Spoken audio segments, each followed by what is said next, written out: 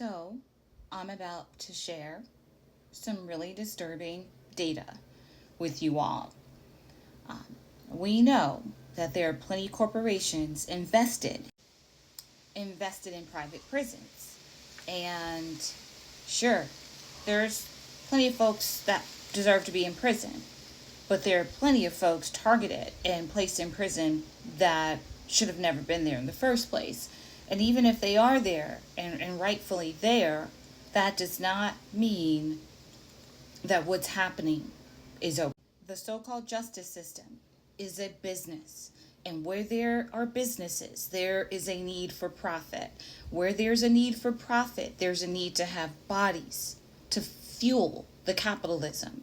So take a look at this. So what you're seeing here is the prison industry corporate database. These are all the companies vested in private prisons, which is incredibly problematic for a lot of reasons. But let's break down what the harm score means. That's the last column that I'm scrolling to. The max number in a harm score that you can get is a 15. And there are three criteria that the harm score is based on. It's based on how severe or egregious humanitarian violations are. It's also based on how directly or substantially the corporation is implicated in contributing to the human rights violations. And then the final part of how a harm score is created is based on responsiveness to advocacy, basically meaning, have these corporations taken steps for accountability? Have they changed their behavior? And you can get a max of 5 in each of these categories, right? And so when you score at 15, that's the most egregious, irresponsible, and absolutely diabolical that a corporation is. These harm scores are assigned to the companies that are flagged for being involved in prison labor and also immigration detention centers.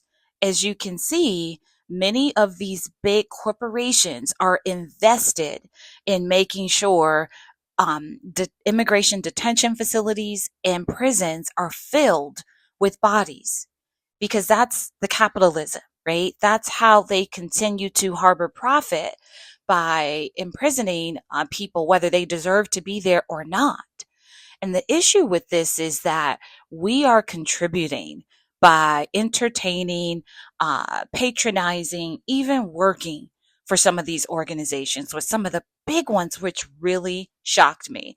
I was surprised to see like Microsoft on there, not so surprised to see like Target and Amazon on this list with really, really high scores, but the defense contractors, I mean, goddamn Wendy's, like what the hell? I don't eat there anyway.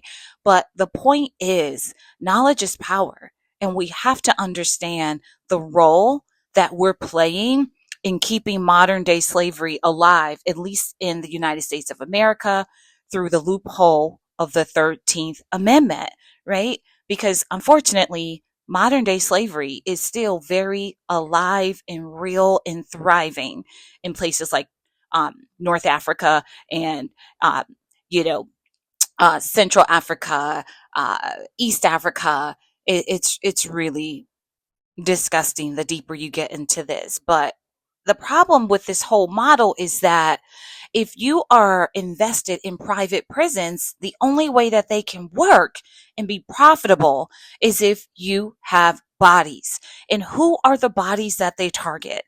Who are the bodies that are over policed? Who are the bodies that have the highest arrest rate, but generally are not convicted because either they were targeted because of the wrong color, they were targeted because they needed to fill those bodies and fill those quotas, and the only people that they're coming after as their first line of laborers are Black and brown bodies. This is not a joke. This is incredibly alarming, because these are food, apparel, call centers, tech support. These companies are exploiting humans. And like I said, when we have a flawed judicial system, You cannot trust that the bodies that they are jailing are bodies that belong to be there. Does a man that missed some child support payments deserve to be in jail with murderers and rapists? Probably not. Does that teenager that has been profiled and just assumed to be involved in a crime deserve to be there when the evidence shows that they're not even the right person? The answer is no. And the problem is many of the people in prison are being exploited. And whether they deserve to be there or not is not the issue. The issue here is that we have privatized prisons. That means corporations are expecting a profit. It's forced labor. It's egregious, absolutely some of the most diabolical human rights violations than you can even imagine. And that's what makes this incredibly problematic. Private prisons or private companies that tap into incarcerated workers are essentially taking advantage of the 13th Amendment. That's the one loophole where technically slavery is still legal in the United States of America. And these companies, these big companies, are companies we all know. The question is, what are you going to do about it? My suggestion is to divest. Don't spend your money with these places.